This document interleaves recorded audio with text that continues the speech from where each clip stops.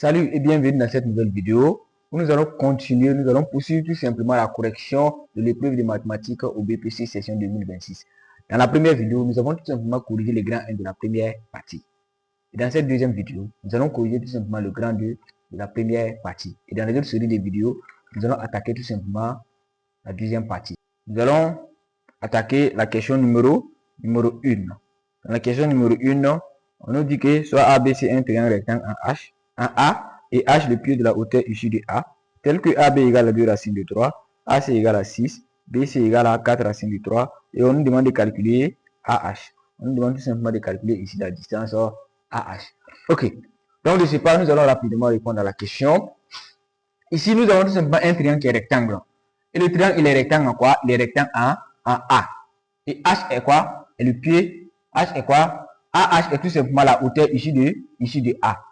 Maintenant, pour calculer la distance AH, nous avons vu, d'après la propriété métrique de l'air, vu que le triangle il est rectangle en A, et nous savons tout simplement que AH, c'est la hauteur issue de A, et le triangle il est encore rectangle en A, nous allons tout simplement appliquer la propriété métrique de l'air, qui nous dit que quoi? Tout simplement que AB, la distance AB, multiplié par la distance AC, égale à tout simplement la distance AH, multiplié par quoi? Par la distance BC. Tout simplement. La hauteur multipliée par la base. Multipliée par la BC. Et dans cette relation, nous pouvons tout simplement tirer la distance AH plus facilement. Et ça nous donne quoi? AH égale à tout simplement AB fois AC, et tout divisé par BC. Et là, nous pouvons remplacer. Ok, on nous dit que AB égale à 2 racines de 3. Donc, AB égale à 2 racines de 3, multiplié par quoi? AC égale à 6, multiplié par 6. Et BC égale à 4 racines de 3. Donc, 4 racines de 3. Nous allons tout simplement effectuer le calcul. Et là, on constate que là, on a racine de 3, là, on a racine de 3. Donc, on peut simplifier tout simplement les racines de 3. Et ça va nous rester quoi? 2 fois 6. Donc, 2 fois 6, et tout c'est quoi? 4. Et 2 fois 6, ça nous donne quoi? 12. Et 12 divisé par 4, ça nous donne 3. Donc, on peut conclure que la distance AH égale à 3, tout simplement. Donc, il suffit tout simplement d'appliquer tout simplement la relation métrique déduite de l'air. On nous dit que quoi?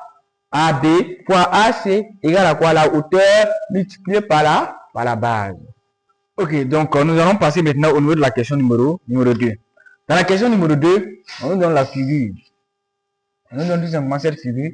Et on nous dit que dans cette figure, RS, les droites RS et PQ sont parallèles. Et on nous demande tout simplement de calculer PQ. Or, on nous a donné la distance RS, on nous a donné la distance MP et on nous a donné la distance RP. Ici, on nous demande tout simplement de calculer PQ. Et on a ça, on a aussi ça. Quand nous regardons très bien la figure, vu qu'on dit que RS et PQ sont parallèles, automatiquement, ça nous donne quoi? L'intuition d'appliquer la relation de quoi? De Thalès, la propriété de Thalès. Parce que quoi? RS et PQ sont parallèles. Vu que RS et PQ sont parallèles, nous allons tout simplement penser à utiliser quoi? La relation de Thalès. Ok. Donc, dans cette figure, si nous voulons appliquer la relation de Thalès, nous allons tout simplement chercher quoi? Puisque ici, nous avons d'abord un triangle, un petit triangle ici, et nous avons un triangle. Nous cherchons tout simplement le point qui est commun aux deux triangles. Voilà un triangle ici, et là aussi c'est un triangle. Le point qui est commun à ces deux triangles, c'est tout simplement le point M. Donc, pour appliquer la relation de Thalès, nous allons tout simplement partir du point M. Donc, nous allons dire quoi d'après la relation de Thalès? On a deux points M, R, on prend la plus petite distance. C'est tout simplement un choix, soit on prend la plus petite distance, donc c'est-à-dire quoi? M, R sur quoi? M, P. On part toujours de quoi? On part toujours du point M. Sur quoi? Sur M, P, égale à quoi? Égale à tout simplement aussi MS sur M, Q. M, S sur M, Q. Et ça, c'est égal à quoi? RS sur PQ. RS sur PQ. Ok. Donc ici, on a tout simplement parti de quoi? Des petites distances sur les grandes distances. On peut aussi partir des grandes distances sur des petites distances. C'est tout simplement un choix. C'est-à-dire quoi? Une autre personne peut dire que MP sur MR ou bien MQ sur MS. Et là, il va dire quoi? PQ sur RS. Donc, c'est un choix. Mais là, nous sommes partis de quoi? Des petites distances sur les grandes distances. Ok. Là, on va identifier. Qu'est-ce qu'on veut calculer? On veut tout simplement calculer PQ. Donc, nous allons prendre tout simplement cette relation. Mais là, nous allons prendre quelle relation entre ça et ça? Nous voyons que ici, nous n'avons pas MS. Dans nos données, il n'y a pas de MS et il n'y a pas de MQ. Donc, automatiquement, nous ne pouvons pas prendre ça. Mais là, nous avons MP. Puisque là, on nous a donné MP. Mais est-ce que nous avons MR? Nous n'avons pas MR dans nos données. Mais quand nous regardons, nous pouvons calculer MR. Puisqu'on nous a donné RP. RP égale à 4. On nous a donné RP. Et nous voulons aussi MR. Or, on nous a donné aussi MT. Donc, pour avoir cette distance, il faut tout simplement faire quoi? La grande distance moins cette distance. Or, nous avons la grande distance. Donc, ici, nous pouvons dire que nous avons MR et MP. Et RS. Donc, nous allons prendre les deux relations dans le but de déterminer PQ.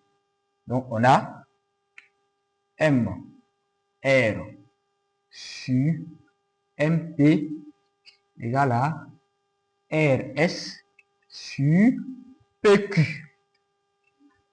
Or, MR égale à quoi? MR, ça fait tout simplement MP. MP moins quoi? Moins tout simplement RP. Moins RP. Et ça nous donne quoi? MP, on nous a donné 10. Donc, ça fait 10 moins quoi? RP, on nous a donné 4. Donc, 10 moins 4, qui nous donne 6. Donc, MR égale à 6. Donc, nous allons tout simplement maintenant calculer, puisque nous avons MP, nous avons MR, nous avons RS. Donc, nous pouvons calculer PQ. Donc, ça va nous donner quoi? PQ égale à tout simplement quoi? Nous allons faire tout simplement un produit en croix. Donc, PQ, ça va nous donner MP fois RS. MP fois RS. Le tout divisé par M. R. Et ça va nous donner quoi? MP, ça fait 10. Donc, 10 fois quoi? R. S, ça fait 3. Maintenant, MR, nous avons 6. Et ça va nous donner 10 fois 3, ça va nous donner 30 divisé par 6.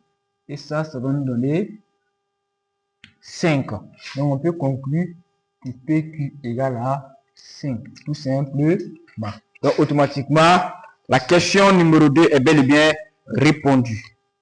Ok, maintenant, nous allons continuer au niveau de la question numéro 3. Au niveau de la question numéro 3, nous allons donner tout simplement une fonction f.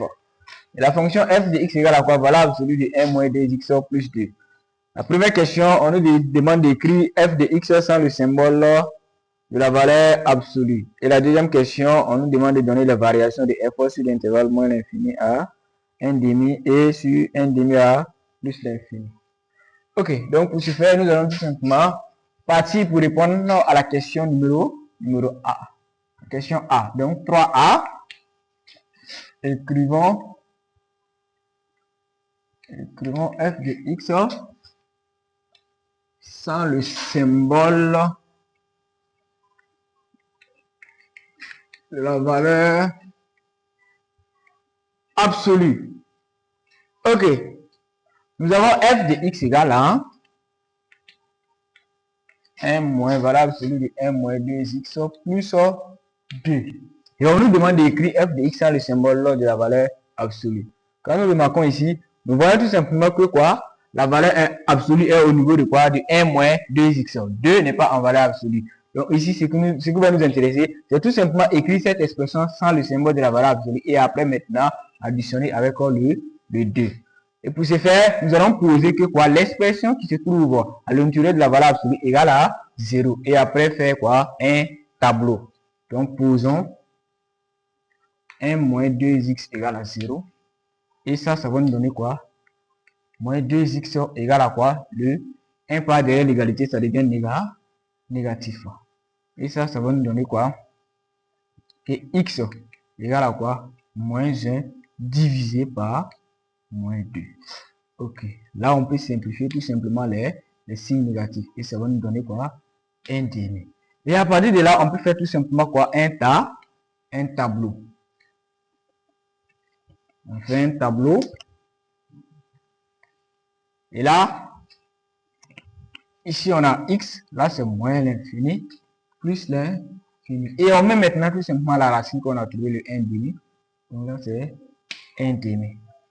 Ok. Là on aura tout simplement quoi? Voilà absolu de 1 moins 2x. Et là on aura f de x. On va voir que bien que non, voilà absolu de 1 moins 2x s'annule à 1 demi. Donc là on a 0. Donc, on continue avec le trait. Ça ne s'annule pas en f, tout simplement. Ici, on prolonge le trait parce qu'on aura deux expressions différentes en fonction du signe de 1 moins 2x. Ok. Donc là, il nous faut trouver l'expression de 1 moins, valable absolu de 1 moins 2x à ce niveau. On va voir que ici, on a quoi? On a de moins l'infini à 1 demi. Nous sommes tout simplement à gauche de 1 demi. Or, 1 demi est la racine de 1 moins 2x. Là, on aura quoi? Puisque le a, il est négatif, ça veut dire tout simplement que sur l'intervalle moins l'infini à 1 demi, notre expression 1 moins 2x est quoi? Est positif. Donc ici, parce que le a ici, il est négatif. Le a, c'est quoi? C'est le coefficient de x. Vu que le a est négatif, ça veut dire que à ce niveau-là, le 1 moins 2x est positif. Vu qu'il est positif, la valeur absolue d'un nombre positif soit tout simplement ce même nombre. Donc ici, on aura 1 moins 2x tout simplement. Parce que sur l'intervalle moins l'infini à 1 demi, 1 moins 2x est positif. Pourquoi c'est positif? Parce qu'on met le signe contraire du a. Et le a ici, il est négatif. Vu que le a est négatif, avant la racine, ça sera quoi? Positif. Et maintenant, après la racine, on met tout simplement le signe de a. Et le signe de a ici, c'est quoi? C'est négatif. Donc, ça veut dire que 1 moins 2x est négatif après 1 demi. Comme 1 moins 2x est négatif, sa valeur absolue va sortir quoi? Moins. On a dit quoi? Si a est négatif, la valeur absolue de a sort tout simplement moins a. Donc, c'est ce que nous allons appliquer ici. Donc, ici, pour avoir l'expression qui se trouve ici, il faut faire tout simplement moins tout ce qui est ici. Donc, on aura quoi? Moins 1 plus 2x. Donc, ici, on aura moins 1 plus 2x. Ok, ça, c'est l'expression du valeur absolue de 1 moins 2x. Mais là, maintenant, on veut l'expression de f de x. Pour avoir f de x, il faut tout simplement faire quoi? Plus 2 à ce qui est là. Puisque là, on a quoi? Valeur absolue de 1 moins 2x plus 2. Donc, il faut tout simplement plus 2 à ce qui est là pour trouver f de x sur l'intervalle moins l'infini à 1 demi. Donc là, on aura quoi? 1 moins 2x plus 2. Le 2 va venir tout simplement additionner avec le 1. Donc, on aura quoi? 3 moins 2x. Et là, on aura quoi? Le 2 vient additionner avec quoi? Le moins 1. Ça va nous rester 1. Donc, on aura 1 plus 2x. Ok. Donc là, on peut dire que pour donner l'expression de f sans le symbole de la valeur absolue, nous allons dire que quoi? Pour tout x élément de quoi? De moins l'infini à 1 demi. Donc, pour tout x élément de moins l'infini à 1 demi, f de x égale à quoi? F de x égale à 3 moins 2x. Donc, 3 moins 2x. Maintenant, pour tout x élément de quoi? De 1 demi à plus l'infini. De 1 demi à plus l'infini. F de x égale à tout simplement 1 plus 2x. Donc, voici l'expression de f sans le symbole de la valeur absolue. Et maintenant, nous allons tout simplement passer au niveau de la question 3b. Au niveau de la question 3b, on nous demande de donner le sens de variation de la fonction f sur l'intervalle 1 demi à plus l'infini et sur moins l'infini à 1 demi. Ok. Donc, on regarde. Sur l'intervalle là, moins l'infini à 1 demi, l'intervalle ici est fermé. Ok. Sur l'intervalle moins l'infini à 1 demi fermé, f de x égale à 3 moins 2x. Et sur 1 demi à plus l'infini, f de x égale à 1 plus 2x. Ok. On voit que f est quoi? Est une fonction affine. Si nous avons affaire à une fonction affine, pour donner la variation, il faut tout simplement regarder le coefficient de a. Il faut tout simplement regarder le signe de a. Maintenant, le signe de a ici, c'est quoi? On voit bien que a même ici, c'est quoi? A, c'est moins 2. A, c'est le coefficient de x. Et vu que a, ici, est moins 2, on va dire que f est quoi? F est décroissant. C'est tout simplement ça. Et là, on voit que a ici est quoi? A est positif, plus 2. Donc, on va dire que a ici est quoi? f ici est quoi? F est croissante. Donc, pour donner la variation d'une fonction affine, il faut tout simplement regarder le signe de a, c'est-à-dire le coefficient de x. Si le signe du coefficient de x est négatif, la fonction est décroissante. Si c'est positif, la fonction est croissante, tout simplement. Donc, on va dire que quoi? F de x est quoi? Décroissante sur l'intervalle moins l'infini à 1 demi fermé A est inférieur à 0. Et là, on va dire que f de x est croissante sur l'intervalle 1 demi à plus l'infini car A est positif, tout simplement. Aussi compliqué. Ok, nous allons passer au niveau maintenant de la question numéro 4. Au niveau de la question numéro 4, on nous a donné quoi? Ils ont tout simplement résumé les notes des élèves obtenus lors d'un débat de mathématiques. Ce sont les élèves de la classe de 3e. Et là, on a un tableau où ils ont tout simplement résumé les différentes notes et leurs effectifs. Ici, on nous fait comprendre que les élèves qui ont eu 9 lors de ce devoir sont 5, et les élèves qui ont eu 11 lors de ce devoir sont 12, et les élèves qui ont eu 12 lors de ce devoir sont 7, et les élèves qui ont eu 15 lors de ce devoir sont 6. Et là, on nous demande tout simplement de calculer l'effectif total de cette classe. Donc, pour calculer l'effectif total de cette classe, il nous suffit tout simplement d'additionner les effectifs à ceux qui sont ici. Et là, nous allons faire quoi? Effectif total égal, nous aurons quoi? 5 plus 12 plus 7 et plus 6. Et là, ça nous donne quoi? 5 plus 12 plus 7 plus 6, cela nous donne tout simplement 30. Donc, l'effectif total de cette classe est 30. Au niveau de la deuxième question, on nous a demandé de calculer la moyenne. Donc, calculons la moyenne des notes. La moyenne des notes de cette classe. Ok. Pour calculer la moyenne, nous allons exprimer la moyenne comme M. Pour calculer la moyenne, nous allons tout simplement prendre quoi? Les notes multipliées par l'effectif. À chaque fois, note multipliée par effectif, plus quoi? Note multipliée par effectif, plus note multipliée par effectif, plus note multipliée par effectif. Le tout divisé maintenant par quoi? Par l'effectif total. Donc ici, nous aurons quoi? Tout simplement 9 fois 5 plus 11 fois 12 plus 12 fois 7 plus 15 fois 6. Plus 15 fois 6. Le tout divisé par l'effectif total, c'est quoi? C'est 30. Nous aurons remarqué qu'après calcul, nous avons 11,7. Donc la moyenne des notes obtenues par les élèves au cours de ce devoir est tout simplement 11,7. Là, nous venons de finir tout simplement notre vidéo. Dans la prochaine vidéo, nous allons maintenant attaquer la partie 2 de l'épreuve. La partie 2 de l'épreuve constitue quoi? Deux exercices, exercice 1 et exercice 2. Donc, dans la prochaine vidéo, nous allons faire tout simplement quoi? L'exercice 1. Et dans l'autre vidéo, nous allons faire l'exercice 2 qui est quoi? Qui est tout simplement une situation d'intégration. Si cette vidéo vous a beaucoup plu, n'hésitez pas à vous abonner et de liker et de partager cette vidéo pour donner de la force à la chaîne. Et merci et rendez-vous à une prochaine vidéo.